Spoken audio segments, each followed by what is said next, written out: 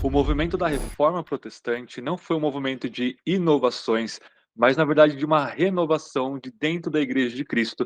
E nós precisamos retomar a noção da Igreja una, santa, católica, apostólica, mas não romana. Olá, pessoal, aqui no nosso canal nós estamos vendo esse maravilhoso livro do Matthew Barrett, The Reformation as Renew, a reforma como renovação, como renovo, tá? Reconquistando aí, ou retomando a Igreja Una, Santa, Católica e Apostólica, tá? Um calhamaço aí de 1000 páginas para nós refletirmos e desmistificarmos, desmitologizarmos a Reforma Protestante com uma boa historiografia, a melhor historiografia que nós temos hoje em dia, com uma leitura muito precisa, muito robusta da Reforma em todo o seu contexto histórico, social, teológico e assim por diante, tá? Então nós estamos numa série aqui, já temos alguns vídeos falando sobre esse livro aqui, e hoje nós vamos terminar a introdução. Olha só, cada parte desse livro dá uma boa noção de conteúdo para nós, né, pessoal? Então a minha versão aqui está toda sublinhada e rabiscada. Tá em inglês, tá? Esse livro talvez seja traduzido para o português. Eu vi algum passarinho me falando isso aí, tá? Por alguma editora maravilhosíssima. Qualquer editora que vai traduzir isso aqui já é maravilhosa, tá? E, gente, só uma nota de rodapé aqui. Se tiver algumas letrinhas aparecendo aqui, eu estou testando um aplicativo novo aqui para usar meu celular de webcam, só para ver se consigo melhorar para vocês um pouquinho a imagem nesses últimos vídeos, né? E eu vou traduzir para vocês algumas questões aqui desse livro. Então fica até o final, porque nesse vídeo você vai ver sobre a essência católica e o princípio protestante aqui no livro do Matthew Barrett. Pessoal, interrompendo o nosso vídeo rapidinho aqui para mostrar para vocês nosso espaço de membros aqui no canal. Aqui no canal, além de todo o conteúdo gratuito que a gente faz com muito amor para vocês, nós também temos nosso espaço de membros para aqueles que querem se aprofundar cada vez mais no estudo bíblico e no estudo teológico.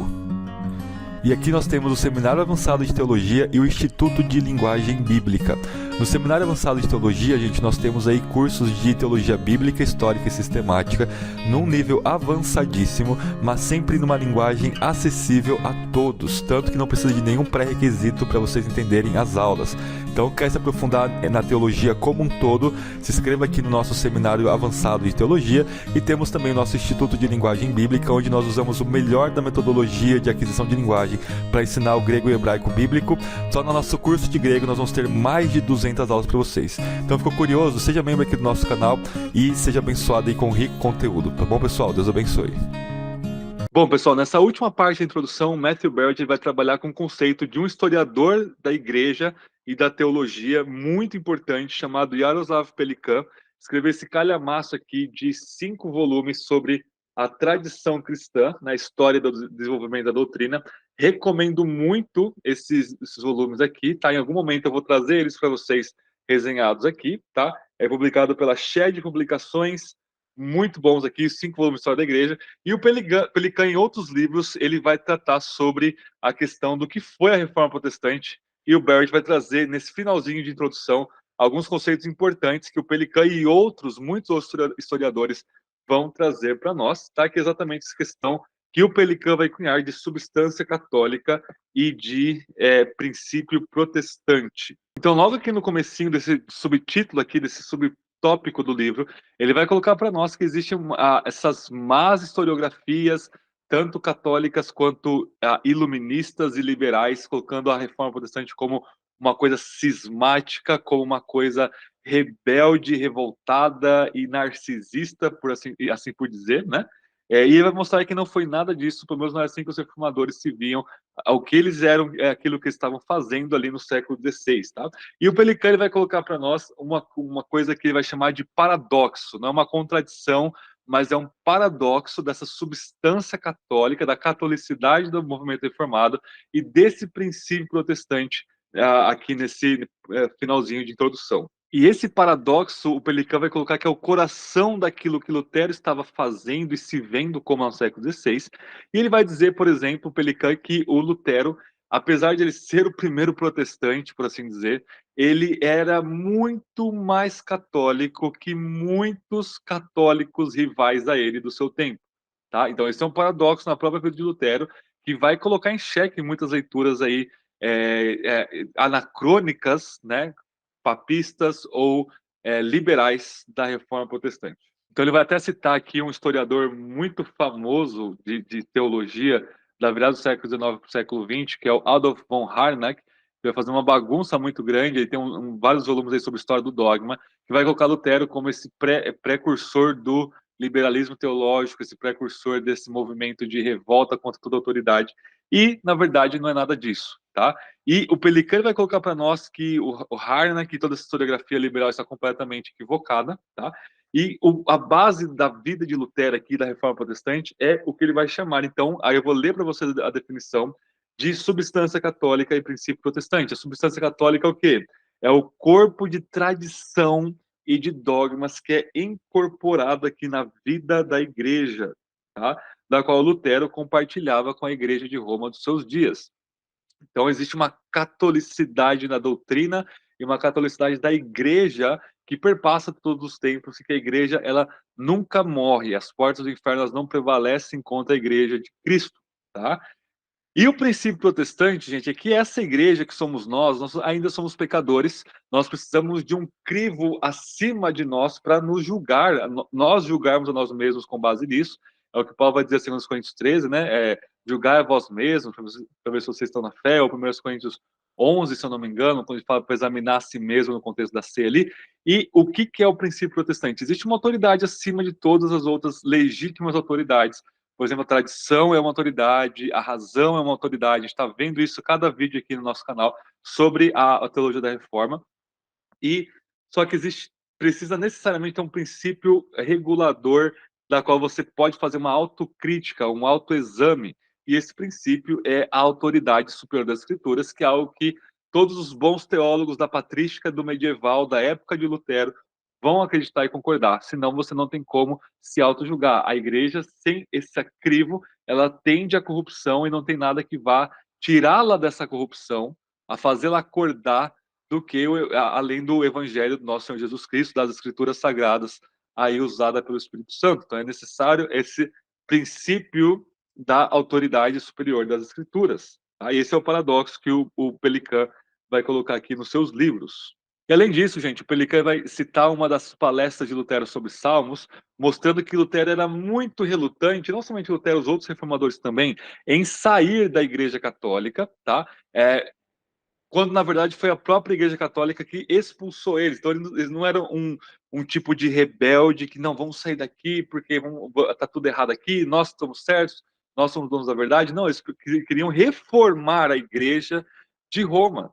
Tá? E a Igreja de Roma não reconheceu isso como movimento legítimo e excomungou eles. E aí, portanto, você tem essa questão de não, eles não eram rebeldes ou libertários no sentido do liberalismo posterior, muito pelo contrário, eles eram homens da Idade Média tardia, voltando-se para as fontes dos pais da igreja, dos bons teólogos medievais também, tá?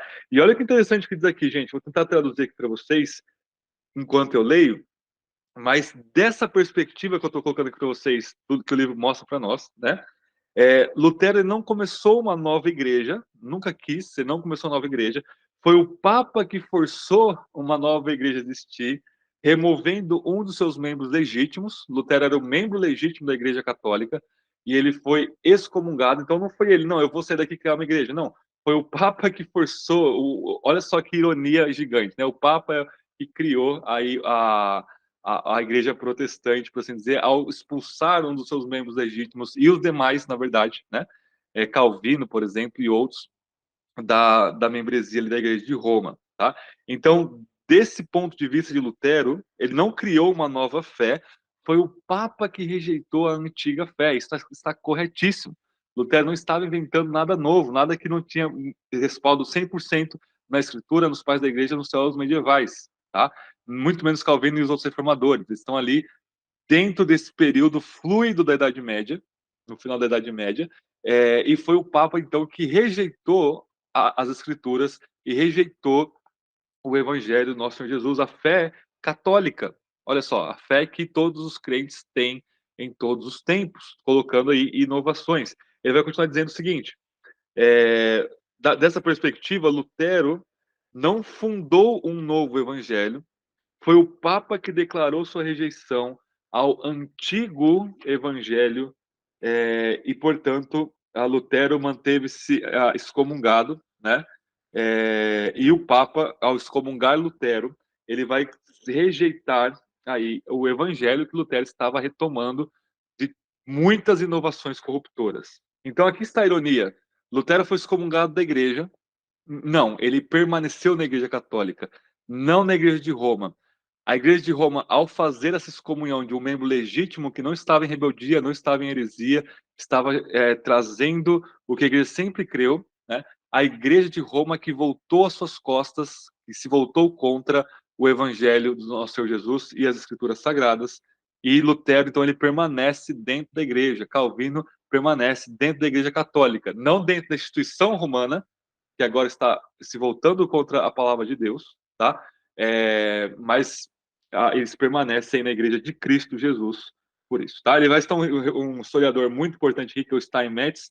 Ele vai estar o Schaff, o Obermann, Steinmetz, Osman, Richard Müller, que é um dos grandes estudiosos da Reforma Protestante, e o Van Asselt, que tem alguns livros sobre a pós-reforma do século XVII, né? Todos historiadores de ponta falando a mesma coisa aqui, tá?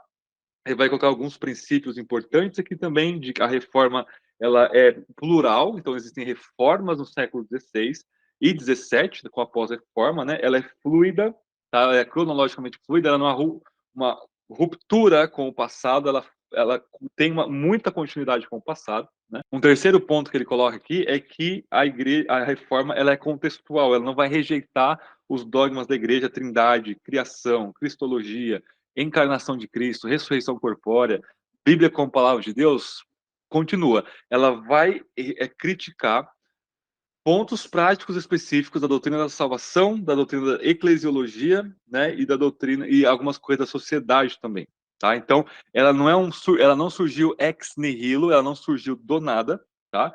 Ela não surgiu de uma leitura objetiva, entre aspas, das escrituras.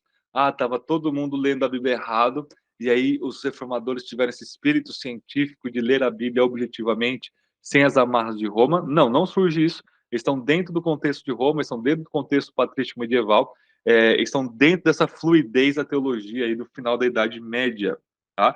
Então, quando Lutero, só para finalizarmos aqui essa página, ele vai colocar as marcas de uma falsa igreja, ele vai colocar coisas como superstições, gente, olha só, indulgências, peregrinações, missas privadas, purgatórios e os papas, que são todas coisas que não existe na patrística, né? Não existe, muito menos na Bíblia, né? E são coisas que são corrompidas ao longo da história, são inovações corruptoras. Ele mantém todos os dogmas. Então, um católico não pode acusar um protestante de heresia, porque nós acreditamos em todos os pontos que sempre a igreja creu. Trindade, salvação pela graça mediante a fé, cristologia, Espírito Santo, Bíblia como palavra de Deus, segunda vinda de Cristo, são os pontos essenciais da fé que todos os crentes creram e creem e vão crer até a vinda de Cristo, né? Nós não temos nenhuma heresia nesse sentido, pelo menos no mainstream, né? Claro que depois, como todo movimento, você tem ali pessoas ruins dentro que vão criar novos movimentos, como o liberalismo teológico, mas isso na verdade, isso legitima a boa doutrina da reforma, né, mostrando que estão se desviando, saindo da igreja de Cristo Jesus nesse sentido, tá? Mas a igreja reformada, ela mantém essas doutrinas, né? Se você pegar, por exemplo, a Suma Teológica de Tomás de Aquino e as confissões de fé do século XVII dos protestantes, dos puritanos ali, né? Toda a teontologia deles vem da Suma Teológica, existe uma continuidade muito grande à providência de Deus e muitos outros tópicos, sem falar que não só Tomás de Aquino, mas Anselmo antes dele, Agostinho antes deles, e assim por diante, vão afirmar as mesmas coisas. É claro que não vai ter dois teólogos na história que vão concordar 100%, isso é natural que haja uma diversidade, tá? Mas em coisas periféricas. Quando você se desvia, você é um ário na vida negando a divindade de Cristo, você é um Pelágio negando a eficácia da graça e o problema do pecado, e assim por diante. Portanto, você está fora da comunidade, né, da igreja, você é considerado um herege, tá? Por negar pontos fundamentais. Ok? Então, essas coisas corruptoras aqui da igreja que Lutero vai colocar, que estava acontecendo no seu tempo, e que infelizmente ainda acontece coisas muito piores, né? Roma em vez de se arrepender, ouvindo o chamado dos reformadores, que eram seus membros, seus mestres, mestres que Roma reconheceu, ordenou ao ministério, ordenou ao ofício de mestre. Roma reconhece o ofício deles como mestre, Lutero, Calvino, por exemplo. Mais Lutero, né? Calvino vem um pouco depois ali.